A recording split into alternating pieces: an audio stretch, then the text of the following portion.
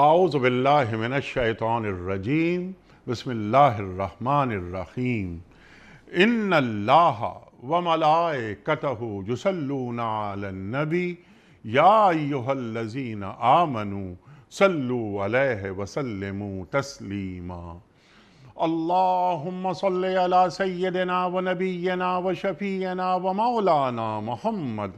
وعلی آل محمد وبارک وسلم۔ محترم خواتین و حضرات، السلام علیکم۔ پیام صبح کے ساتھ ایک بار پھر حاضر میں ہوں آپ کا میزبان انیق احمد۔ قرآن کریم کی مختلف آیات پر اپنے عہد کے جید علماء سے ہم روزانہ سیکھتے ہیں۔ قرآن کریم کی ایک یا دو یا تین آیات آتی ہیں گفتگو میں، اور قرآن کریم کی ان آیات کو شان نزول سے لے کر لمحہ موجود تک ہم اسے جوڑتے ہیں اور سیکھنے کی کوشش کرتے ہیں کہ قرآن کریم کی یہ آیات ہم سے کس کس چیز کی متقاضی ہیں، ہمیں کہاں دیکھنا چاہتی ہیں اور ہمیں کس طرح دیکھنا چاہتی ہیں۔ ہمارے ملک کے ممتاز علماء تشریف لاتے ہیں اور ہمیں قرآن کریم سے قریب کرتے ہیں۔ خواتین و حضرات، سورہ منافقون کی آیات 10 اور 11 انشاءاللہ آج گفتگو میں آئیں گی۔ بات ہو رہی ہے منافقین کی۔ ہم اور آپ جانتے ہیں پیچھے بھی بہت ساری آیات آئیں سورہ منافقون کے حوالے سے۔ ہم نے بات کی تھی کہ یا ایھا الذین آمنوا لا تلھکم اموالکم ولا اولادکم عن ذکر اللہ ومن یفعل ذلک فاولئک ھم الخاسرون۔ تفصیلی گفتگو ہوئی قرآن کریم کی اس آیت پر، منافقین کے رویے کیا تھے۔ اب اللہ تعالیٰ فرما رہا ہے کہ جو رزق ہم نے تم کو دیا، یہ رزق تم اس کے مالک نہیں ہو، تم کسٹوڈین ہو، تم امین ہو اس کے۔ ہم نے تمہیں رزق دیا، اس میں سے خرچ کرو اللہ کے نام پر اس سے پہلے کہ تمہاری موت کا وقت آ جائے، اور اس وقت تم یہ کہو کہ اے میرے رب مجھے تھوڑی سی مہلت اور مل جاتی تو میں صدقہ کرتا، تیرے بندوں کی خدمت کرتا اور صالحین میں خود کو شمار کرواتا۔ خواتین و حضرات، صدقے کی جو اہمیت ہے، اللہ کے نام پر جو مال خرچ کرنا ہے اس کی جو اہمیت ہے وہ بھی ہم جاننے کی کوشش کریں گے، اور جو صدقہ نہیں کرتے، جو اللہ کے نام پر مال خرچ نہیں کرتے، ان کے لیے کیا وعیدیں ہیں یہ بھی ہم جانیں گے اپنے عہد کے ایک جید عالم دین سے۔ اللہ تعالیٰ فرماتا ہے کہ جب کسی کی مہلت عمل، یعنی مہلت عمل، موت چوکھٹ تک آ گئی، اللہ اکبر، تندرستی کی حالت میں صدقہ، خیرات، انفاق کرنا چاہیے۔ مہلت عمل مکمل ہو گئی تو اللہ کسی کو ہرگز مہلت نہیں دیتا، اور جو کچھ تم کرتے ہو اللہ اس سے باخبر ہے۔ خواتین و حضرات، یہ سورہ منافقون کی آیات 10 اور 11، اس پر ہم بات کروائیں گے۔ اپنی تندرستی کی حالت میں صدقہ خیرات کر دینا،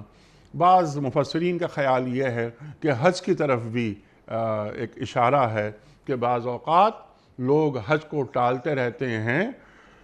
استطاعت ہوتی ہے ان کے پاس لیکن پھر بھی کہ ہم اگلے سال کر لیں گے، اس کے بعد کر لیں گے، اس کے بعد کر لیں گے۔ خواتین و حضرات، اگر استطاعت حاصل ہونے کے بعد بھی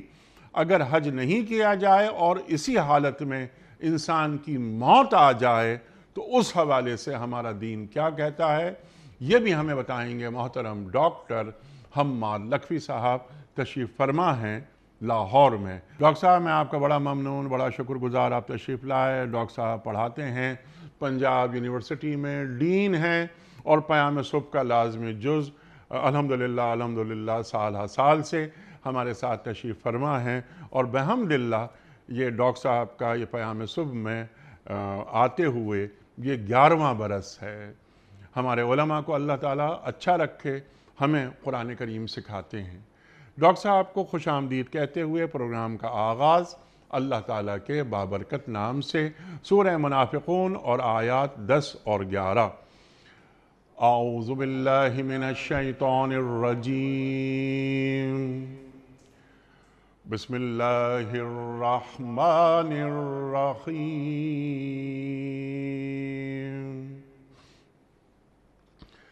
وَأَنفِقُوا مِمَّا رَزَقْنَاكُم مِّن قبل أن يأتي أحدكم الموت فيقول رب لولا أخرتني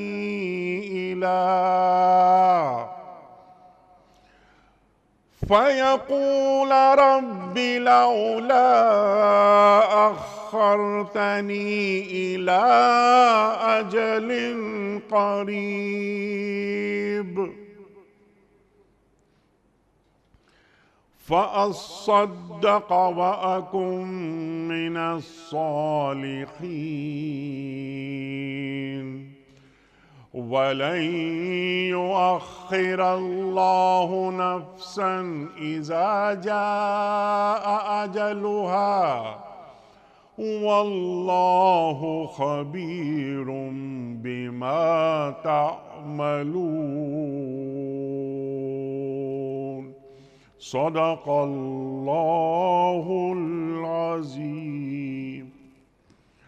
جو رزق ہم نے تمہیں دیا ہے اس میں سے خرچ کرو قبل اس کے کہ تم میں سے کسی کی موت کا وقت آ جائے اور اس وقت وہ کہے کہ اے میرے رب کیوں نہ تو نے مجھے تھوڑی سی مہلت اور دے دی کہ میں صدقہ دیتا اور صالح لوگوں میں شامل ہو جاتا۔ حالانکہ جب کسی کی مہلت عمل پوری ہونے کا وقت آ جاتا ہے تو اللہ کسی شخص کو ہرگز مزید مہلت نہیں دیتا اور جو کچھ تم کرتے ہو اللہ اس سے باخبر ہے۔ صدق اللہ العظیم۔ خواتین و حضرات، محترم ڈاکٹر حماد لکھوی صاحب کی خدمت میں اس سے پہلے کہ ہم رکھیں آج کے پروگرام کے حوالے سے پہلا سوال، کل کا پوچھا گیا سوال اس کا درست جواب اور آج کا سوال آپ کی خدمت میں۔ کل کا سوال یہ تھا کہ رمضان کے روزے ہجرت کے کتنے ماہ بعد فرض ہوئے؟ درست جواب 18 ماہ بعد۔ آج کا سوال نوٹ فرما لیجئے۔ روز قیامت جو فرشتہ زمین کو لپیٹے گا اس کا نام کیا ہے؟ روز قیامت جو فرشتہ زمین کو لپیٹے گا اس کا نام کیا ہے؟ حضرت اسرائیل علیہ السلام یا حضرت جبرائیل علیہ السلام یا حضرت اسرافیل علیہ السلام؟ جو درست جواب آپ سمجھتے ہوں روانہ فرمائیے۔ ہمارے فون نمبرز ہیں 00922134527 ہمارا دوسرا فون نمبر ہے 009221343009080 ہمارا ای میل ایڈریس ps@dunyatv.tv ہمارا SMS کا نمبر 3031 اور ہمارا واٹس ایپ کا نمبر ہے 0092325019 حضرت ڈاکٹر صاحب ارشاد فرمائیے، اب یہ سورہ منافقون اپنے اختتام کو ہے، یہ آخری کی 2 آیات انشاءاللہ آج گفتگو میں آئیں گی۔ رزق جو ہم نے تمہیں دیا ہے اس میں سے خرچ کرو اللہ کے نام پر اس سے پہلے کہ تمہیں موت آ جائے۔ ارشاد۔ بسم اللہ الرحمن الرحیم۔ اس آیت کے شان نزول یا اس کے جو پس منظر کے حوالے سے گفتگو کرنے سے قبل جی میں یہ عرض کرتا چلوں کہ آپ کے انٹرو سے یہ بات واضح ہوئی کہ سورہ منافقون پہ پہلے گفتگو ہو چکی ہے مختلف پروگرامز کے اندر، تو اس لیے میں اس کی تفصیل میں جانا نہیں چاہتا کہ سورۃ المنافقون کا شان نزول کیا ہے اور اس کے پس منظر کیا ہے، لیکن ڈائریکٹلی جب ہم اس آیت پہ آتے ہیں اور یہاں پہ سورۃ المنافقون کی تکمیل ہو رہی ہے تو ایک بات بلکہ 2 باتیں جس کی طرف اس کے سبجیکٹ میٹر پر گفتگو کرنے سے پہلے ہماری توجہ جانی چاہیے، وہ یہ ہے کہ اللہ کریم منافقوں کا پورا ذکر کر کے ان کی پوری 14 یا 18 خصوصیات بتا کے اب فائنل کنکلوژن میں ایک حکم دے رہا ہے، تو اس کا مطلب یہ ہے کہ یہ حکم نفاق کا علاج ہے، یہ حکم نفاق کو ختم کرنے کا ایک طریقہ ہے۔ لہٰذا نفاق جہاں کہیں ہوتا ہے اس کے 2 پرومیننٹ اور سب سے بڑے 2 علاج ہیں۔ ایک تو جہاد ہے کہ اپنی جان جو ہے اللہ کے نام پر لگائی جائے، اس موقع پر یا تو نفاق باقی نہیں رہتا یا پھر نفاق ایکسپوز ہو جاتا ہے، اور دوسرا انفاق ہے، اور یہ سب سے بڑا ایک ذریعہ نفاق کو ختم کرنے کا انفاق ہے کہ آپ انفاق کریں گے تو انفاق سے یا آپ کا نفاق ختم ہو جائے گا اور یا پھر منافق جو ہے انفاق کے موقع پر ایکسپوز ہو جاتا ہے۔ سبحان اللہ۔ لہٰذا جب آپ دیکھتے ہیں پوری تاریخ میں نبی اکرم صلی اللہ علیہ وسلم کی حیات طیبہ میں جب منافق ایکسپوز ہوئے ہیں تو ان دونوں میں سے کوئی نہ کوئی موقع ہمیں نظر آتا ہے، یا تو وہ خرچ کرنے کا موقع تھا اور یا وہ جہاد کرنے کا موقع تھا جس موقع پر منافق ایکسپوز ہوئے ہیں۔ اور کوئی شخص اگر اس سے اپنے لیے ایک لاہ عمل طے کرنا چاہے، اور کوئی بھی مومن کمزور ایمان والا ہو یا مضبوط ایمان والا ہو، وہ اس سے یہ ایک لاہ عمل ترتیب دے سکتا ہے کہ وہ انفاق کے ذریعے سے اپنے ایمان کی حفاظت کا بندوبست کر سکتا ہے اور ایمان جو ہے وہ محفوظ ہوتا ہے۔ دوسری بات اس کے ساتھ یہ ہے کہ منافق کی ایک گویا جو اس کی کنڈیشن ہے، اس کی جو پوزیشن ہے، وہ بھی اللہ کریم نے انہی آیات میں واضح کر دی ہے کہ اس آیت کے آخر پہ یہ ہے کہ وہ پھر ایسا نہ ہو کہ اس کی موت آ جائے اور وہ یہ اس بات کی تمنا کرے کہ میں واپس آ جاؤں فاصدق واکن من الصالحین، اور پھر میں صدقہ خیرات کر کے نیک لوگوں میں سے ہو جاؤں۔ تو موت کے وقت سوائے کافر کے کوئی شخص جو ہے واپسی کی تمنا نہیں کرے گا۔ ایک صرف استثناء ہے اور وہ ہے شہید کا، یعنی جس کو اچھے حالات نظر آ رہے ہوں اور جو اچھے حالات میں چلا جائے، موت جس وقت آتی ہے تو موت کے بعد دو میں سے کوئی ایک حالت ہوتی ہے۔ نبی اکرم صلی اللہ علیہ وسلم کی ساری احادیث انہی دو الگ الگ انجام کی طرف رہنمائی کرتی ہیں، اور وہ انجام شروع ہو جاتا ہے جو ہی موت آتی ہے۔ کافر اور منافق کی موت کی کیفیت اور ہوتی ہے، اور مومن کی جو موت ہے اس کی کیفیت اور ہوتی ہے۔ تو ظاہر ہے جب مومن کو یہ سندیسہ دیا جاتا ہے اور ملک الموت آ کے اس کے کان میں یہ پہلی بات یہ کہتا ہے ایتھا النفس الطیبہ اخرجی الی مغفرۃ من اللہ ورضوان، اے پاکیزہ روح تو اللہ کی مغفرت اور اللہ کی خوشنودی کی طرف باہر نکلو، گویا اللہ کی مغفرت اور اللہ کی خوشنودی تیرا انتظار کر رہی ہے۔ یہ موت کے وقت ملک الموت آ کے اس کے کان میں یہ بات کہتا ہے۔ پھر نبی پاک صلی اللہ علیہ وسلم فوراً نکلتی ہے اور یوں وہ لے جاتے ہیں، اس کی تفصیلات ہیں، لیکن بات یہاں پہ یہ سمجھ آتی ہے کہ مومن کو جب موت آتی ہے تو اس کا تو وہ خوشی کا وقت ہوتا ہے، راحت کا وقت ہوتا ہے، لہٰذا وہ تو واپسی کی تمنا کرے گا، یہ ممکن نہیں ہے سوائے شہید کے، کہ شہید کے بارے میں نبی کریم صلی اللہ علیہ وسلم نے فرمایا کہ وہ کہے گا، کیونکہ اس کو شہادت کے اندر جو لذت محسوس ہوئی ہوگی وہ اس وجہ سے کہے گا کہ میں واپس جاؤں اور پھر اللہ کے راستے میں شہید ہو جاؤں، وگرنہ مومن تو اچھے حالات میں چلا گیا، اس کو واپسی کی تمنا اور واپسی کی بات نہیں ہے۔ واپسی کی تمنا کرے گا وہ جو کافر یا منافق ہوگا، جس کو یہ سندیسہ ملے گا، ملک الموت آ کے اس کے کان میں یہ کہے گا کہ ایتھا النفس الخبیثہ، اے ناپاک روح، اخرجی الی سخط من اللہ وغضب، اللہ کی ناراضگی اور اللہ کا غصہ تیرا انتظار کر رہا ہے۔ اس کو اس وقت فکر پڑے گی کہ میں نے تو زندگی ضائع کر دی اور میں تو اپنا مال کما کے رکھتا رہا، اور آج مجھے اگر واپس بھیجا جائے فاصدق واکن من الصالحین۔ تو یہاں سے ایک بات ثابت ہوئی اللہ کے اس کلام سے اور ان دو آیات سے، جو منافق ہوتا ہے اس کے دل میں رتی بھر ایمان نہیں ہوتا، وہ حالت کفر میں ہوتا ہے۔ جب منافق فوت ہوتا ہے تو وہ حالت کفر میں ہی فوت ہوتا ہے، اور اس کی یہ جو تمنا ہے کہ میں واپس چلا جاؤں، یہ تمنا، اس کا ذکر قرآن میں اور بھی جگہوں پہ آیا ہے اور حدیث کے اندر بھی، لیکن یہ تمنا کبھی قبول تو نہیں ہوگی، اور یہ تمنا خالصتاً کافروں کی ہے۔ لہذا منافق کوئی الگ سے کیٹیگری نہیں ہے، بلکہ وہ کافر ہی کی ایک قسم ہے۔ فرق صرف یہ ہے کہ کافر نے اپنا کفر ظاہر کیا ہوتا ہے اور منافق نے اپنے کفر کو چھپایا ہوا ہوتا ہے۔ یہ دونوں باتیں اس سے ظاہر ہوتی ہیں، اور اس پس منظر کے بعد ہم اب آتے ہیں سبجیکٹ میٹر کے اوپر۔ اچھا ڈاکٹر صاحب، اس سے پہلے کہ سبجیکٹ میٹر پہ آپ آئیں، وہ قرآن کریم کی ایک آیت یاد آتی ہے آپ کی گفتگو کے ذیل میں کہ ان المنافقین فی الدرک الاسفل من النار۔ اللہ اکبر، اللہ اکبر۔ بڑے مجرم ہیں نا، بڑے مجرم ہیں، کافروں سے بھی بڑے مجرم ہیں، اللہ تعالیٰ معاف فرمائے۔ لہٰذا اب اللہ تعالیٰ یہ فرماتا ہے کہ وَأَنفِقُوا مِمَّا رَزَقْنَاكُم مِّن قَبْلِ أَن يَأْتِيَ أَحَدَكُمُ الْمَوْتُ، موت آنے سے پہلے پہلے خرچ کر لو، مما رزقناکم، دیا تو ہم نے ہے، ہم نے دیا ہے، اسی دیے ہوئے میں سے خرچ کرنا ہے۔ کوئی چیز انسان لایا اپنی ذات کے لیے خود سے تو نہیں لایا، اس کو زندگی عطا ہوئی ہے تو اللہ کی طرف سے عطا ہوئی ہے۔ لہٰذا پوری نعمتیں، صرف مال کی بات نہیں ہے، مما رزقناہم یہ عام ہے، اللہ نے کیا کچھ عطا کیا ہے اس سب کو خرچ کرنے کی بات ہے۔ یہ صرف انفاق میں مال نہیں آتا، بدرجہ اولا جو ہے وہ اس کا معنی، ظاہری معنی مال خرچ کرنا ہے، لیکن در حقیقت اس کا مطلب ہر چیز خرچ کرنا ہے۔ وہ منافق جو اپنے نفاق کی وجہ سے اور اپنے کفر کی وجہ سے، اپنی قلبی حالت کی وجہ سے اور ایمان کی دوری کی وجہ سے وہ جس طرز عمل کا شکار ہو جاتا ہے، وہ ہر چیز کو روکتا ہے، وہ ہر چیز کو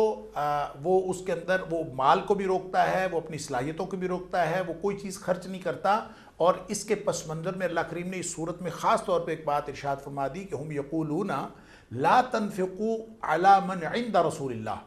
کہ اللہ کے رسول صلی اللہ علیہ وسلم کے پاس جو لوگ ہیں ان کے اوپر خرچ نہ کیا کرو. یہ باقاعدہ ایک دوسرے کو ترغیب دیا کرتے تھے کہ خرچ نہ کرو، اور ظاہر ہے وہ مال خرچ کرنا تھا. یعنی کسی بھی چیز کو وہ روک کر رکھتے ہیں، اور یہ منافقوں کی ایک بہت پرومیننٹ خصوصیت ہوتی ہے. لہذا اللہ کریم نے ایک جنرلائزڈ حکم دے دیا کہ موت آنے سے پہلے پہلے خرچ کیا کرو. جن لوگوں کے ایمان کمزور ہے وہ مضبوط ہوں گے، ان کی حفاظت ہوگی، اور جن لوگوں کا نفاق ہے یا وہ ختم ہوگا، اس لیے نفاق کا علاج ہوگا انفاق، یا تو یہ علاج ہو جائے گا یا پھر وہ ایکسپوز ہو جائیں گے. اس لیے فرما دیا کہ مرنے سے پہلے پہلے خرچ کر لیا کرو. یہ جلدی کرنا ہے، ایسا نہ ہو کہ انسان جو بھی ایمان والا ہے وہ اپنی کسی چیز کی تاریخ نہیں ڈالتا. اور نبی اکرم صلی اللہ علیہ وآلہ وسلم نے جو طرز عمل ہمیں دیا ہے وہ بھی یہی ہے. جیسا کہ حدیث میں آتا ہے کہ ایک دن نبی اکرم صلی اللہ علیہ وسلم نماز پڑھ کے لوگوں کے کندھے پھلانگتے ہوئے جلدی سے گھر کو تشریف لے گئے. لوگ حیران ہو گئے کہ اللہ کے رسول صلی اللہ علیہ وسلم کو کوئی پریشانی کیا لاحق ہوگی کہ آپ جلدی جلدی گھر کو تشریف لے گئے. تو تھوڑی دیر بعد آپ واپس تشریف لائے اور بڑے اطمینان سے آپ واپس آ رہے تھے. تو لوگوں نے پوچھا تو نبی اکرم صلی اللہ علیہ وسلم نے بتایا کہ مجھے نماز میں یاد آیا کہ گھر میں کوئی ایک سونے کی ٹکڑی چھوٹی سی پڑی رہ گئی تھی جو میں نے صدقہ کرنی تھی اور نہیں کر سکا تھا. تو مجھے فکر یہ لاحق ہوئی کہ کہیں میری موت واقع نہ ہو جائے اور وہ ٹکڑی سونے کی پڑی رہ جائے، اس لیے میں دوڑ کے گیا ہوں اور اس کو صدقہ کر کے اب میں اطمینان سے واپس آ رہا ہوں. یہ ہے وہ اسوہ نبی اکرم صلی اللہ علیہ وسلم کا جو اہل ایمان کو ملتا ہے کہ وہ موت کا انتظار نہیں کرتے، وہ بینک بیلنس بنا کے نہیں رکھتے، وہ چیزوں کو روک کے نہیں رکھتے، وہ اپنی صلاحیتوں کو چھپا کے نہیں رکھتے. اس میں صرف میں نے جیسے پہلے عرض کیا صرف مال نہیں آتا، اللہ کی دی ہوئی ہر صلاحیت آتی ہے. اس میں علم بھی ہے، اس میں وقت بھی ہے، اس میں اولاد بھی ہے. جو کچھ اللہ نے عطا کیا ہے وہ اللہ کے راستے میں خرچ کیا جائے، اور موت آنے سے پہلے پہلے خرچ کیا جائے. کیونکہ موت آ گئی تو اس کے بعد انسان کا مال انسان کا نہیں رہتا، اس کی چیزیں جتنی بھی اس کو دی گئی ہیں اس کا یہ امین بنایا گیا ہے. یہ مالک نہیں ہے، یہ امین ہے، اور یہ امانت موت تک رہتی ہے. موت کے وقت یہ امانت ختم ہو جاتی ہے. مال ورثاء لے جائیں گے، جسم قبر کے سپرد کر دیا جائے گا. انسان کو جو اس کے اوپر اختیار دیا گیا ہے ایک خاص وقت تک کے لیے ہے. لہٰذا اس وقت سے پہلے پہلے اگر کوئی شخص اس کو اللہ کی رضامندی کے لیے استعمال کر لے گا تو وہ انشاءاللہ دنیا میں بھی سرخرو ہوگا اور اللہ کے ہاں بھی سرخرو ہوگا. سبحان اللہ، سبحان اللہ. اور انسان یہ دیکھے اور سوچے اور اس پر غور کرے کہ اس نے آنے والے کل کے لیے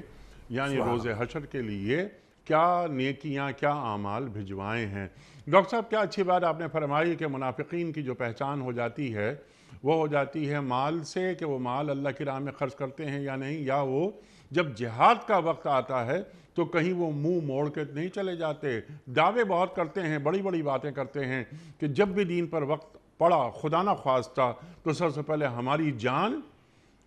پیش کی جائے گی. اور جب ان کے حالات ٹھیک نہیں تھے، مالی طور پہ پست تھے منافق، تو یہ کہتے تھے کہ جب ہمارے حالات ٹھیک ہو جائیں گے تو ہم اللہ کی راہ میں خرچ کریں گے. جب اللہ نے اپنے فضل سے انہیں مال دے دیا تو تب بھی ان کی حرکتیں وہی رہیں، کیونکہ ان کے دلوں میں نفاق تھا. ڈاکٹر صاحب اس سے پہلے کہ میں آگے آؤں اور موت کا وقت آ جاتا ہے تو مجھے تھوڑی سی مہلت دے دے، منافقین یہ کہہ رہے ہیں، اور ہم مہلت مل جاتی تو ہم صدقہ دے کے صالحین میں اپنے آپ کو شمار کروا لیتے. صالحین پر میں آپ سے تفصیلی بات کروانا چاہ رہا ہوں. انت ولی فی الدنیا والآخرہ توفنی مسلما والحقنی بالصالحین. یوسف علیہ السلام کی دعا اور بہت ساری دعائیں اور بہت ساری آیات صالحین کے حوالے سے ہیں، انبیاء، صدیق، شہداء اور صالحین. ان پر بھی ہم آپ سے بات کروائیں گے. لیکن پہلے آپ ہمیں یہ تعلیم کر دیجئے ڈاکٹر صاحب کہ صدقہ دینے والے کو اللہ تعالیٰ کتنے اجر سے نوازتا ہے، اور جو صدقہ نہیں دیتا یعنی اللہ کے نام پہ خرچ نہیں کرتا، زکوٰۃ، خیرات، انفاق، جتنی نظریں ہوتی ہیں انہیں بھی پورا کرنا ہوتا ہے. جو لوگ پورا نہیں کرتے، زکوٰۃ دیتے وقت، انفاق کرتے وقت پیچھے ہٹ جاتے ہیں یا کنجوسی کا مظاہرہ کرتے ہیں،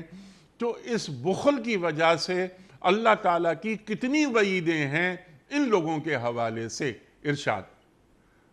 دیکھیں، سب سے پہلی بات تو یہ ہے کہ یہ جو موت سے پہلے پہلے خرچ کرنے کا حکم اور پھر موت کے وقت اس شخص کی تمنا کا یہ بیان کہ وہ تمنا کرے گا کہ میں واپس چلا جاؤں، تو اسی وجہ سے علامہ قرطبی، علامہ ابن کثیر، علامہ طبری اور دیگر جو جتنے بڑے بڑے مفسرین ہیں ان سب نے یہی لکھا ہے، اور حضرت ابن عباس رضی اللہ تعالیٰ عنہ کا یہ قول بھی ہے کہ اس سے مراد زکوٰۃ ہے، اور زکوٰۃ چونکہ فرض ہے، اور جتنے بھی فرض صدقات ہیں اس میں یعنی عشر بھی آ جاتا ہے جس کا تعلق زمین کی پیداوار کے ساتھ ہے، اور اس کا تعلق اس مال کی زکوٰۃ سے بھی آ جاتا ہے جو مویشی وغیرہ پہ آتی ہے یا دیگر اموال ہوں۔ تو جو شخص زکوٰۃ ادا نہیں کرتا اس سے مراد وہ ہے، اور اسی روایت میں ابن عباس رضی اللہ تعالیٰ سے پوچھا گیا کہ زکوٰۃ جو ہے وہ کتنے کم از کم مال میں جو ہے وہ دی جانی چاہیے، تو انہوں نے پھر وہاں 200 درہم کا ذکر کیا کہ 200 درہم اگر موجود ہوں اور اس میں سے وہ زکوٰۃ ادا نہ کرے تو پھر وہ موت کے وقت جو ہے حسرت اور افسوس بن جائے گا۔ اور یہ اصل میں وہ زکوٰۃ ہے جس کو قرآن نے جہاں کہیں ذکر ہوا کم و بیش قرآن میں نماز کے ساتھ ذکر ہوا ہے، گویا جتنی ضروری نماز ہے اتنی ہی ضروری زکوٰۃ ہے، اور پھر یہ اسلام کے بنیادی جو ارکان ہیں 5 ارکان ان میں سے ہے، اور جو شخص زکوٰۃ ادا نہیں کرتا اس کو اللہ کریم نے اس کے مال کو کنز قرار دیا ہے کہ اس کا مال کنز ہے، اور قرآن کہتا ہے کہ یہ اپنے کنز کو جس کو یہ جمع کر کے رکھتا ہے یکنزون الذہب والفضہ ولا ينفقونها فی سبیل اللہ، اس کو جمع کر کے رکھ لیتا ہے، اس میں سے اللہ کے راستے میں خرچ نہیں کرتا، گویا کہ زکوٰۃ ادا نہیں کرتا، تو وہ پھر قیامت والے دن وہ مال جو ہے اس کے سامنے آئے گا اس حیثیت سے کہ وہی درہم و دینار ان کو آگ میں تپایا جائے گا، اور اسی سے اس کے پہلوؤں کو، اس کے چہرے کو، اس کے ماتھے کو، اس کی پیشانی کو اور مختلف حصوں کو داغا جائے گا، اور اس کو پھر ساتھ کہا جائے گا ھذا ما کنزتم لانفسکم، یہ ہے وہ مال جو تم نے اپنے لیے خزانہ جمع کر کے رکھا۔ تو اس کا مطلب یہ ہوا کہ یہ جو کنز جس کو کہا گیا، اور صحابہ کرام نے نبی کریم صلی اللہ علیہ وسلم سے عرض بھی کیا کہ یہ مال تو ہم خرچ کر کے رکھتے ہیں جمع کر کے، اور بہت ساری لوگوں کے پاس بڑے بڑے خزانے جمع ہو جاتے ہیں، سونے اور چاندی کے ڈھیر بھی کسی کے پاس ہو سکتے ہیں، اور اس کو حلال اور جائز بھی قرآن نے قرار دیا ہے کہ حتیٰ کہ جو حق مہر ادا کرنے میں بھی قنطار کا ذکر ہے کہ سونے چاندی کے ڈھیر بھی دے دیے جائیں تو کوئی حرج نہیں، تو اس کا مطلب ہے وہ ہو سکتے ہیں، اسی طرح جو وراثت کے احکام ہے وہ بھی ہو سکتے ہیں۔ تو اسی سے پھر وہ استدلال کیا تھا حضرت ابو ذر غفاری رضی اللہ تعالیٰ عنہ اور اس طرح کے صحابہ نے کہ اگر 1 درہم بھی انسان کے پاس زائد ہو تو وہ شاید کنز ہے، اور وہ اس کو یہی وعید سناتے تھے، تو ایسا ہرگز نہیں، نبی کریم صلی اللہ علیہ وسلم نے خود اس کی وضاحت فرما دی کہ جس مال سے زکوٰۃ ادا ہو گئی وہ مال پاک ہو گیا، اب وہ کنز کے معنوں میں نہیں ہے۔ تو اس کا مطلب ہے زکوٰۃ وہ بنیاد ہے جو مال کی ناپاکی، اس کی نجاست اور اس کی پاکیزگی کے درمیان میں حد فاصل قائم کرتی ہے، لہذا جب آپ نے زکوٰۃ ادا کر دی تو اس کے بعد آپ اس وعید سے نکل گئے جس وعید کو یہاں اور دیگر جگہوں پہ بیان کیا گیا ہے۔ البتہ پھر آگے جو صدقات نافلہ ہیں اس کی کوئی حد نہیں ہے، وفی اموالہم حق معلوم للسائل والمحروم، ایک وہ فرض حق ہے جو دے دیا گیا اور جس کی 2.5% بتا دیا گیا، جس کی پرسنٹیج بتا دی گئی، اور ایک اس کی وہ حد ہے کہ جو ہر شخص کے ایمان کے مطابق چھوڑ دی گئی کہ اور اس کو بار بار ترغیب دے دی گئی کہ وَمَا لَكُمْ لَا تُنْفِقُونَ فِي سَبِيلِ اللَّهِ، تم اللہ کے راستے میں کیوں نہیں خرچ کرتے، اور پھر یہ کہہ دیا گیا مَنْ ذَا الَّذِي يُقْرِضُ اللَّهَ قَرْضًا حَسَنًا، کون ہے جو اللہ کو قرض اچھا دے۔ اس میں پھر ہر شخص کی اپنی ایمان کی سطح ہے، اور ہر شخص کا اپنا اپنا لیول ہے کہ وہ کتنا زیادہ دیتا ہے اور کس وقت دیتا ہے، وہ جتنا زیادہ کرتا جائے گا وہ اللہ کے ہاں اجر کا باعث ہوتا چلا جائے گا۔ جی سبحان اللہ سبحان اللہ۔ اب یسألونک ماذا ينفقون قل العفو، قرآن کریم ارشاد فرماتا ہے، یہ پوچھتے ہیں کہ ہم اللہ کے نام میں کیا خرچ کریں، قل العفو، جو ضرورت سے زیادہ ہے وہ اللہ کی راہ میں خرچ کر دو۔ یہ کسی ایک خاص موقع کے لیے ڈاکٹر صاحب، یا اس کا جو اطلاق ہے وہ عمومی ہے؟ دیکھیں قل العفو جو ہے یہ ویسے تو یہ عمومی بات ہے کہ جو ضرورت سے زائد ہے وہ خرچ کر دینا چاہیے، لیکن اس کا مطلب یہ نہیں ہے کہ زائد ضرورت انسان رکھ نہیں سکتا۔ وہ ایک خاص موقع کے لیے کہہ دیا، یا کسی خاص موقع میں ایسا ہو سکتا ہے کہ آپ کے پاس مال ہو اور آپ کو کہا جائے کہ زائدہ ضرورت سارا خرچ کر دیجئے، خاص طور پہ جہاد کے موقع پر، خاص طور پہ جیش الاسرہ کے موقع پر، ایسے خاص مواقع آتے ہیں کہ اپنی ضرورت کا رکھ کے آپ باقی کا سارا خرچ کر دیں۔ بلکہ ہم نے تو یہ بھی دیکھا ہے نا کہ جیش الاسرہ کے موقع پر نبی اکرم صلی اللہ علیہ وسلم کی ایک آواز پر لوگوں نے اپنے گھر کا سارا سامان بھی دے دیا، اپنی ضرورت کا بھی نہیں رکھا بلکہ سب کچھ دے دیا۔ یہ خاص موقع کی بات ہو سکتی ہے، وگرنہ جو جیسے میں نے پہلے عرض کیا کہ نبی اکرم صلی اللہ علیہ وسلم نے جو وراثت کے احکام قرآن نے بھی دیے ہیں، وراثت کے احکام، اور اس طرح سے جو اس کی ساری تفصیلات ہیں اور وہ یہ بتاتی ہیں، زکوٰۃ جو ہے وہ تو کبھی پھر آ ہی نہیں سکتی اگر آپ ہر زائدہ ضرورت درہم و دینار خرچ کرتے جائیں تو وہ نصاب، جس نصاب سے اوپر جا کے زکوٰۃ واجب ہوتی ہے، اس کو سال گزرتا ہے تو سال پڑا رہے گا تو پھر اس کے اوپر زکوٰۃ واجب ہوتی ہے۔ تو زکوٰۃ کے احکام، وراثت کے احکام یہ خود بتاتے ہیں کہ مال جس میں سے اللہ کے راستے میں خرچ کیا جا چکا ہو، فرض صدقات نکالے جا چکے ہوں، ان کو رکھنے میں کوئی حرج نہیں ہے۔ البتہ جو قل العفو والی بات ہے، اگر لوگ اس سے زیادہ ضرورت مند ہیں، جو آپ نے رکھا ہوا ہے لوگوں کی ضرورت کے باوجود آپ نے رکھا ہوا ہے، لوگ بھوکے مر رہے ہیں آپ نے رکھا ہوا ہے، اس صورت میں آپ گناہگار ہوں گے۔ جب آپ کو پتہ چل جائے کہ انسانیت ضرورت مند ہے اور آپ پھر بھی رکھیں تو پھر آپ کو گناہ ہوگا۔ یہ معاشرے کے اندر ضرورت کے تحت بالکل ایک اضافی حکم ہے اور یہ کسی بھی وقت کے ساتھ تبدیل ہو سکتا ہے۔ عمومی حکم یہ ہے کہ انسان رکھ سکتا ہے، خصوصی طور پر کوئی ایسا موقع آ سکتا ہے کہ ساری جمع پونجی بھی اس کو اللہ کے راستے میں خرچ کر دینی چاہیے۔ ٹھیک، سبحان اللہ۔ اگر ریاست کو مطلوب ہو ضرورت سے زیادہ چیزیں تو ریاست کسی بھی وقت عوام الناس سے ضرورت سے زیادہ چیزیں مانگ سکتی ہے۔ وہ تو خیر وہ اولے الامر کا وہ تو حکم آ گیا نا جی، وہ جب حکم آ جائے گا تو پھر اس وقت تو انسان رکھ ہی نہیں سکتا نا، رکھ ہی نہیں سکتا، بالکل۔ مثلا جہاد، جیسا کہ آپ نے ہمیں تعلیم کیا۔ اچھا ڈاکٹر صاحب، یہ تو آپ نے بیان فرمائی کچھ باتیں وعیدوں کے حوالے سے، لیکن جو لوگ انفاق کرتے ہیں، صدقات خیرات کرتے ہیں، تو اللہ کی طرف سے جو بشارتیں ہیں، جو اجر ہے، ذرا وہ بھی ارشاد فرما دیجئے۔ اچھا، میں اس میں ایک بات ہماری رہ گئی، شاید وہ جو آپ نے شروع میں انٹرو میں بھی اشارہ کیا تھا کہ اس کا حج کے ساتھ بھی اس کا تعلق ہے۔ جی جی، اور اس میں ابن عباس رضی اللہ تعالیٰ عنہ کی وہی روایت جس کو علامہ ابن کثیر نے اور علامہ قرطبی وغیرہ نے نقل کیا ہے، اس میں یہ ذکر ہے کہ اس سے مراد وہ شخص ہے جس نے زکوٰۃ ادا نہیں کی اور جس نے حج نہیں کیا۔ جی ہاں۔ اب ظاہر ہے کہ زکوٰۃ ادا نہ کرنے والا وہ بھی دراصل اپنے آپ کو اللہ کے حکموں سے دور رکھتا ہے اور اللہ کے حکم کی نافرمانی کرتا ہے، گویا حرام کا مرتکب ہوتا ہے۔ اور حج نہ کرنے والا، اس کے لیے بھی قرآن نے کہا ہے، جہاں ذکر ہوا حج کا کہ جس کے پاس استطاعت ہے وہ اس بیت اللہ کا حج کرے، تو جہاں یہ حکم ہوا تو ساتھ ہی کہہ دیا کہ واللہ غنی عن الکافرین، اللہ کافروں سے بے نیاز ہے۔ تو اس کا مطلب یہ ہے کہ جو شخص حج نہیں کرتا استطاعت ہونے کے باوجود، اور ابن عباس رضی اللہ تعالیٰ سے یہ بھی پوچھا گیا کہ استطاعت سے کیا مراد ہے، آپ نے وہی جواب دیا جو دوسری حدیث میں مرفوع حدیث ہے، نبی کریم صلی اللہ علیہ وسلم سے پوچھا گیا تھا کہ استطاعت سے کیا مراد ہے، تو آپ نے فرمایا تھا الزاد والراحلہ،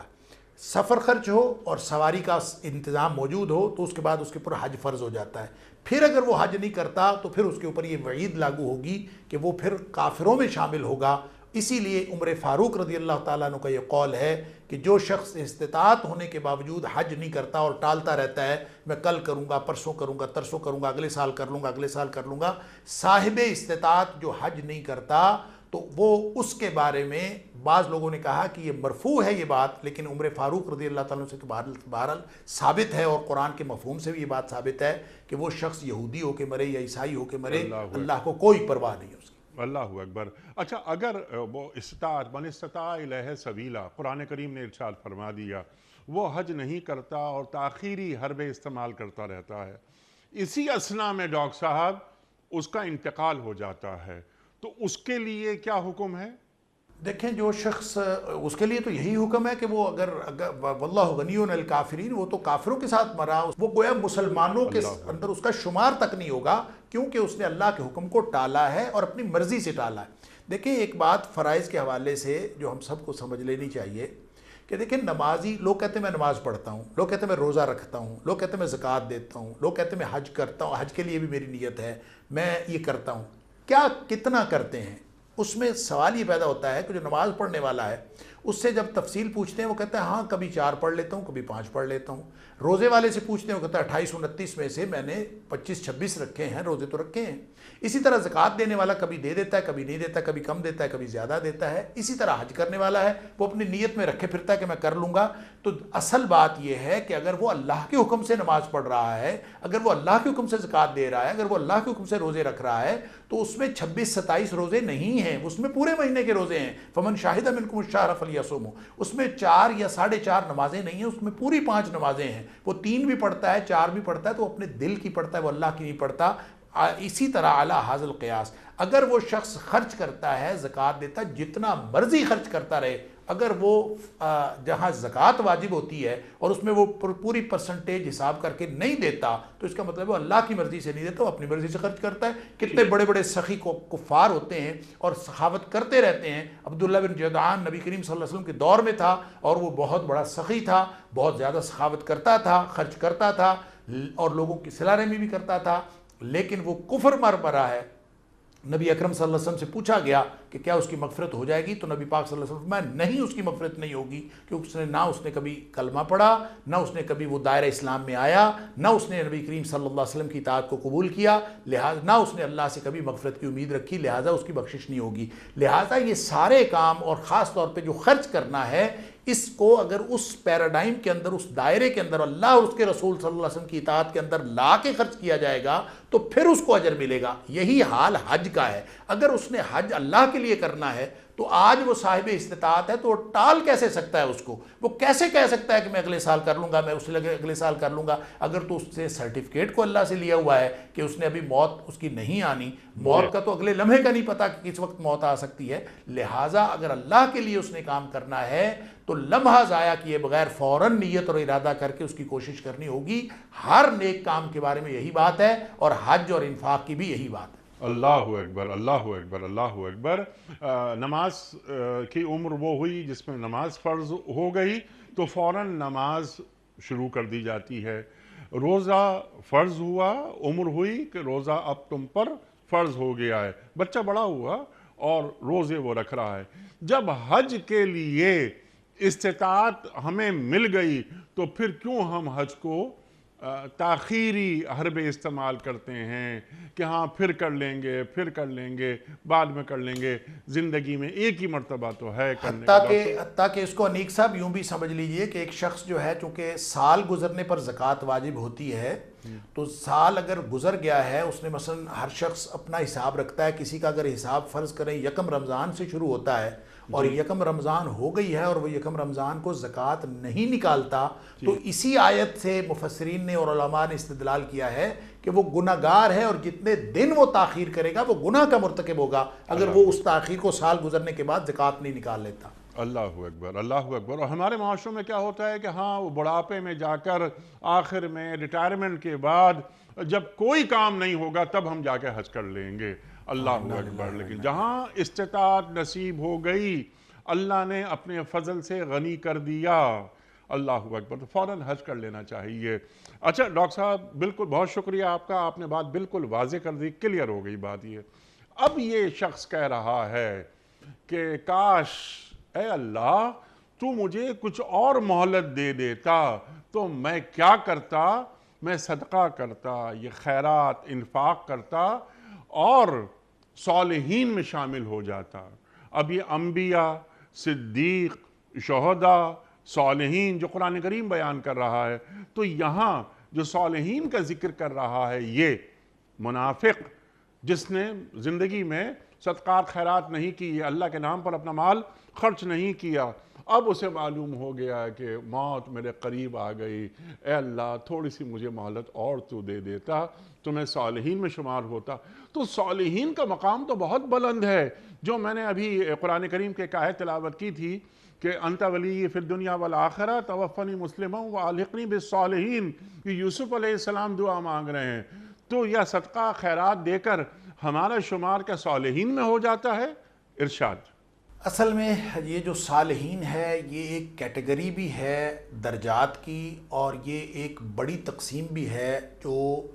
مجرمین کے مقابلے میں کہیں متقین فرمایا، کہیں محسنین فرمایا، کہیں صالحین فرمایا، تو یہ ایک بڑی کیٹیگری جو بڑی تقسیم ہے، ایک طرف مجرم ہیں، ایک طرف مسلم ہیں، ایک طرف مومن ہیں اور ایک طرف کافر ہیں، ان میں اس پوری کیٹیگری کو بھی صالحین قرار دیا گیا ہے۔ اور ایک وہ درجات میں یہ کیٹیگری ہے جس میں نبی ہیں، صدیق ہیں، شہید ہیں اور صالحین ہیں۔ لہٰذا ان دونوں باتوں کو الگ الگ رکھنا چاہیے۔ جب ایک نبی کہتا ہے، دیکھیں نا قرآن نے سورہ نساء کے اندر فرمایا کہ اولئک مع الذین انعم اللہ علیہم من النبیین والصدیقین والشہداء والصالحین وحسن اولئک رفیقا۔ گویا یہ 4 درجے ہیں، نبیوں کا درجہ، صدیقوں کا درجہ، شہیدوں کا درجہ اور صالحین کا درجہ۔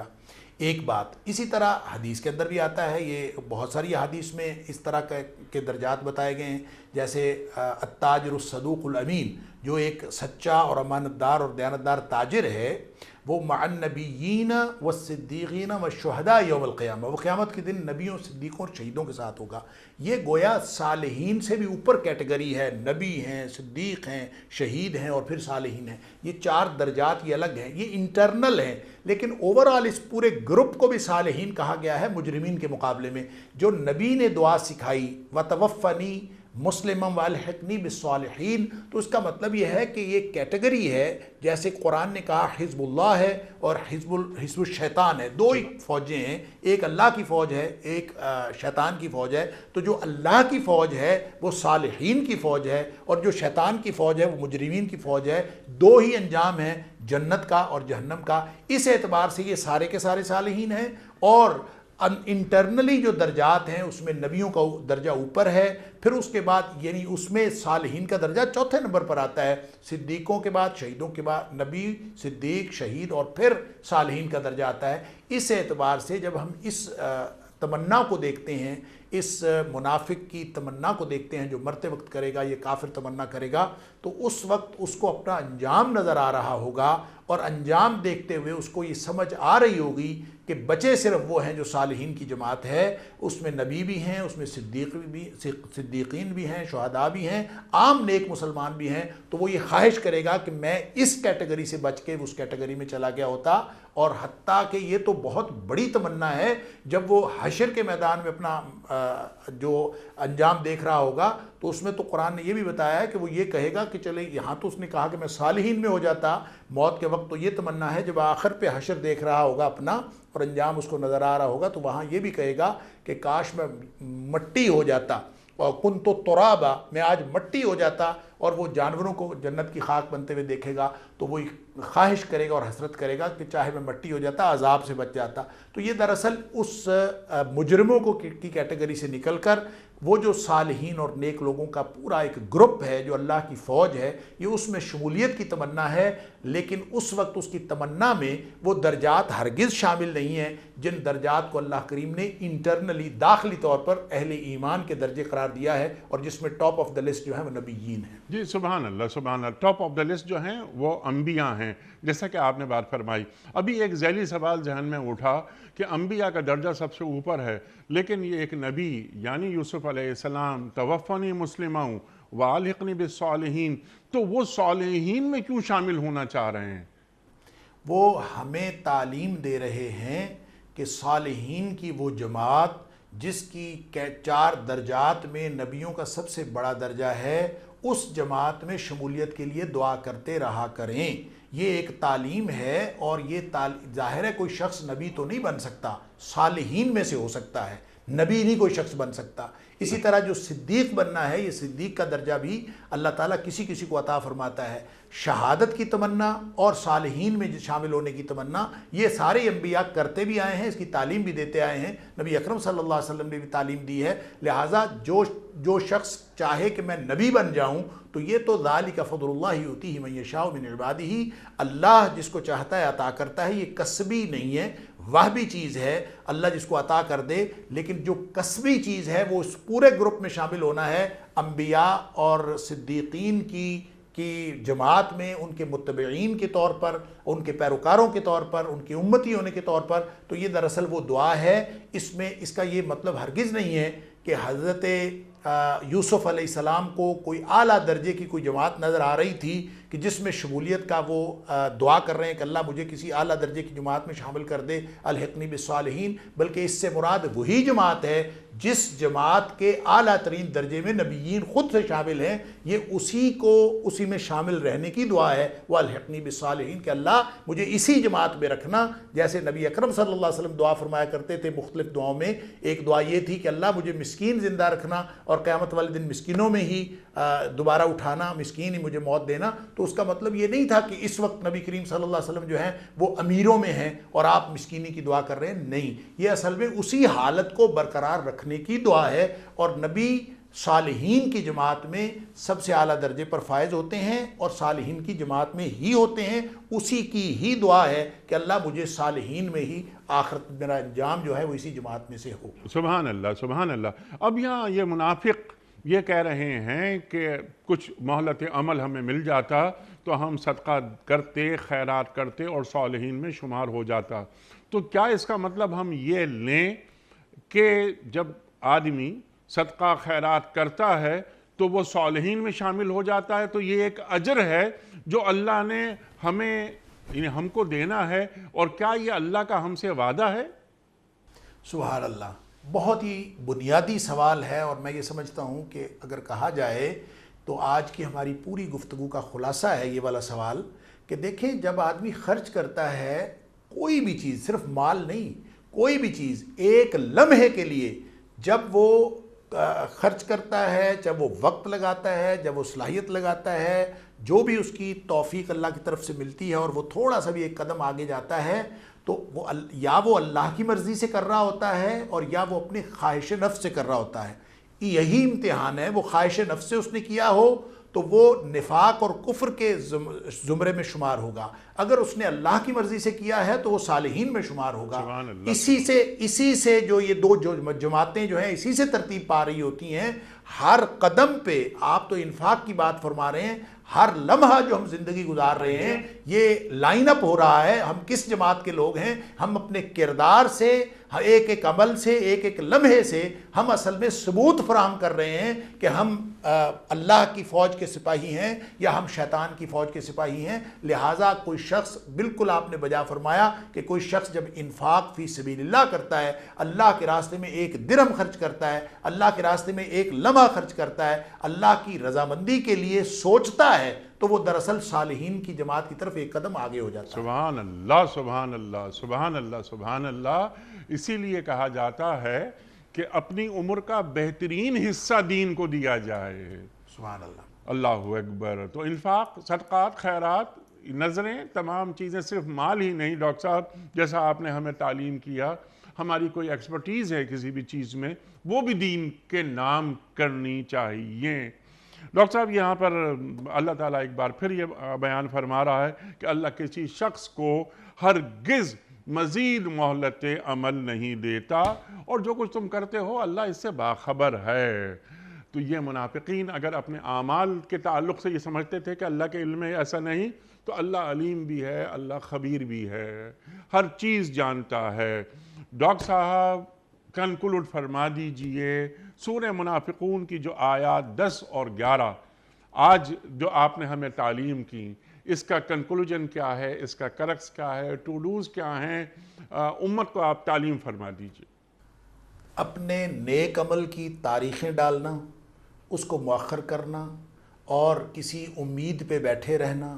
اور اپنا مال روک کے رکھنا، اپنی صلاحیتیں روک کے رکھنا، یہ ساری کی ساری نفاق کی علامتیں ہیں۔ ان سے بچنا چاہیے، اپنے ایمان کو محفوظ رکھنا چاہیے، اور جو کچھ اللہ نے عطا کیا ہے، جو لمحہ موجود ہے، اور لمحہ موجود میں اللہ کی عطا کردہ جو بھی نعمت آپ کے پاس ہے، اس کو لازمی طور پر، فوری طور پر خرچ کر دینا چاہیے۔ اس کی دو اس کے فائدے ہوں گے۔ ایک تو یہ کہ موت سے پہلے آپ خرچ کریں گے تو موت کے وقت پچھتاوا نہیں ہوگا، اور دوسرا اس کا فائدہ یہ ہے کہ جب آپ اس کو خرچ کریں گے تو اللہ کا قانون یہ ہے کہ جب آپ اللہ کا دیا ہوا مال ہے اس میں سے جب آپ خرچ کرتے ہیں تو سپلائی اور آتی چلی جاتی ہے، آپ خرچ کرتے جاتے ہیں تو سپلائی اور آتی چلی جاتی ہے۔ آپ لہٰذا اس میں اصول یہ ہے کہ آپ کو جس چیز کی ضرورت ہو آپ اس کو خرچ کرنا شروع کر دیں۔ آپ کو مال کی ضرورت ہے، آپ مال خرچ کرنا شروع کر دیں اللہ کے راستے میں، اللہ تعالیٰ اور عطا فرماتا جاتا ہے۔ جب آپ روک کے رکھ لیتے ہیں تو پیچھے سے سپلائی بھی بند ہو جاتی ہے۔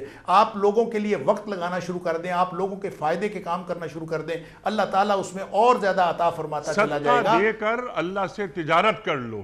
سبحان اللہ، آپ دینا شروع کر دو، اللہ تعالیٰ آپ کو اور عطا کرنا شروع کر دے گا۔ اللہ اور یہی وہ بات جو نبی کریم صلی اللہ علیہ وسلم نے فرمایا تھا، انفقی ولا تحصی، خرچ کیا کرو اور گنا نہ کرو، اس لیے کہ تم گن گن کے کرو گے تو اللہ بھی تمہیں گن گن کے دے گا۔ یہ تو اللہ کے ساتھ آپ نے ڈیل کرنی ہے، آپ ادھر خرچ کرنا شروع کر دو، اللہ تعالیٰ اور عطا کرنا شروع کر دیتا ہے۔ آپ کو مال چاہیے، آپ اللہ کے راستے میں مال خرچ کرنا شروع کر دیں۔ آپ کو عزت چاہیے، آپ لوگوں کو عزت دینا شروع کر دیں۔ آپ کو اولاد چاہیے، آپ لوگوں کی اولاد کے ساتھ اچھا سلوک شروع کر دیں۔ آپ کو جو چاہیے آپ لوگوں کے لیے منفعت بخش زندگی بنا دیں، اللہ تعالیٰ ساری دنیا کو آپ کے لیے منفعت بخش بنا دے گا۔ سبحان اللہ۔ علم چاہیے تو جتنا علم ہمارے پاس ہے اس علم کو آگے دیتے بانٹنا شروع کر دیں۔ اچھا ڈاکٹر صاحب، یہ ہمارے مال میں سائل اور محروم کا بھی حق ہوتا ہے؟ یہی تو وہ بات ہے جو میں نے پہلے بھی عرض کی تھی، تو شاید وہ تفصیل نہیں ہو سکی، اس لیے واضح نہیں ہو سکی۔ سائل اور محروم جب آ جاتا ہے نا، جی، سائل سامنے ہو اور محروم سامنے ہو تو اس وقت مال بچا کے رکھنے کا جواز ختم ہو جاتا ہے، چاہے اس میں سے زکوٰۃ ادا کی ہوئی ہو۔ اگر آپ کے پاس سائل آ گیا ہے اور وہ ضرورت مند ہے اور محروم ہے، آپ کو پتہ ہے آپ کے سامنے ایک محروم اور محتاج موجود ہے، آپ نے اپنے مال میں سے زکوٰۃ ادا کی ہوئی ہے، مال آپ کے پاس پڑا ہے، آپ اس کی مدد کر سکتے ہیں۔ لیکن اگر آپ اس کی مدد نہیں کرتے اور آپ یہ سمجھتے ہیں کہ میں چونکہ زکوٰۃ ادا کر چکا ہوں، 2.5% میں دے چکا ہوں، اب چاہے میرا کروڑوں پڑا ہوا ہے وہ پاک ہے، حلال ہے آپ کے لیے، نو ڈاؤٹ کہ وہ جائز ہے، لیکن یہی تو امتحان ہے کہ سائل آپ کے سامنے آ گیا اور محروم آپ کے سامنے آ گیا، اس کی محرومی کو دیکھنے کے باوجود، اس کی ضرورت کو دیکھنے کے باوجود، اس کے مانگنے کے باوجود اگر آپ کے اندر اس کا فائدہ کرنے کی اور اس کی ضرورت پوری کرنے کی تڑپ پیدا نہیں ہوتی تو آپ کبھی بھی صالحیت کے درجے کو نہیں پہنچ سکتے۔ آپ کو بہر صورت وہ خرچ کرنا پڑے گا، چاہے وہ آپ اپنے پاس جسٹیفیکیشن رکھتے ہوں کہ آپ نے اس میں سے فرض زکوٰۃ ادا کر دی ہو۔ سبحان اللہ، سبحان اللہ۔ ڈاکٹر صاحب، میں آپ کا بڑا شکر گزار جو آپ نے ہمیں آج یہ سورہ منافقون کی آیات 10 اور 11 یا آپ نے ہمیں تعلیم فرمائی کہ اللہ کی راہ میں خرچ کر دینا چاہیے اس سے پہلے کہ موت ہماری چوکھٹ تک آ پہنچے۔ اللہ اکبر، اللہ۔ اور پھر ہم یہ کہیں کہ کاش ہمیں تھوڑی سی مہلت اور مل جاتی، کاش زندگی ہمارے ساتھ کچھ اور وفا کرتی، تو ہم یہ اللہ کی راہ میں یہ زکوٰۃ تو واجب ہے، زکوٰۃ تو دینی ہی دینی ہے، لیکن انفاق، صدقات، خیرات، نظریں، یہ سب پوری کرتے رہتے، لیکن مہلت عمل جو سانس اللہ تعالیٰ نے آخری لکھی ہے اس کے بعد کسی سانس کا اضافہ اس میں نہیں ہو سکتا۔ خواتین و حضرات، ہم ڈاکٹر صاحب کے بڑے ممنون ہیں، بڑے شکر گزار، آپ تشریف لائے اور آپ نے ہمیں بتایا کہ قرآن کریم ہمیں کس طرح زندگی گزارنا سکھاتا ہے۔ ڈاکٹر صاحب، ایک بار پھر آپ کا شکریہ۔ وقت مکمل ہوا ہمارے آج کے پروگرام کا کوئز۔ کل کا سوال ہمارا یہ تھا کہ رمضان کے روزے ہجرت کے کتنے ماہ بعد فرض ہوئے تھے؟ درست جواب 18 ماہ بعد۔ آج کا سوال نوٹ فرما لیجئے۔ روز قیامت جو فرشتہ زمین کو لپیٹے گا اس کا نام کیا ہے؟ حضرت عزرائیل علیہ السلام یا حضرت جبرائیل علیہ السلام یا حضرت اسرافیل علیہ السلام؟ جو درست جواب آپ سمجھتے ہوں روانہ فرمائیے۔ ہمارے فون نمبرز ہیں 0092213452709۔ ہمارا دوسرا فون نمبر ہے 009221343000980۔ ہمارا ای میل ایڈریس ps@duniatv.tv۔ ہمارا SMS کا نمبر 3031 اور ہمارا واٹس ایپ کا نمبر ہے 009232182509194۔ اگر ڈاکٹر حماد لکھی صاحب کراچی میں ہوتے کاش تو ان کے دست مبارک سے یہ قرآن اندازی ہوتی اور آج کے ونر کے نام کا اعلان ڈاکٹر صاحب کرتے، لیکن کراچی میں آج کوئی مہمان نہیں ہے تو یہ ذمہ داری، بلکہ یہ جسے کہتے ہیں ہم خوشگوار فریضہ، وہ میں ادا کر رہا ہوں۔ یہ ہیں ڈاکٹر زاہد میاں، لیکن انہوں نے کوئی ایڈریس اپنا نہیں دیا لیکن اپنا کانٹیکٹ نمبر دیا ہے۔ تو ہم کئی بار یہ گزارش کر چکے ہیں اور ڈاکٹر زاہد میاں صاحب سے ایک بار پھر گزارش ہے کہ اپنا مکمل ایڈریس بھی روانہ کر دیا کریں۔ خیر آپ کا سیل نمبر ہے، اس کے ذریعے ہماری ٹیم آپ سے رابطہ کرے گی اور آپ سے آپ کا ایڈریس لے لے گی، جہاں پر ہم دینی کتب پر مشتمل گفٹ ہیمپر آپ کے گھر روانہ کریں گے دنیا ٹی وی کی جانب سے۔ وقت مکمل ہوا اور خواتین و حضرات، پیام صبح کا اختتام ہوتا ہے روزانہ ایک قول پر، اور وہ قول ہوتا ہے صاحب نہج البلاغہ امیر المومنین حضرت علی مرتضیٰ کرم اللہ وجہہ کا۔ آپ فرماتے ہیں کہ عقل مند وہ ہے جو اپنی زبان کو غیبت سے بند رکھے، اور مومن وہ ہے جس کا دل شک سے پاک ہو۔ عقل مند وہ ہے جو اپنی زبان کو غیبت سے بند رکھے، اور مومن وہ ہے جس کا دل شک سے پاک ہو۔ سبحان اللہ سبحان اللہ۔ اپنے میزبان انیق احمد کو کل تک کے لیے اجازت دیجیے۔ خدا حافظ۔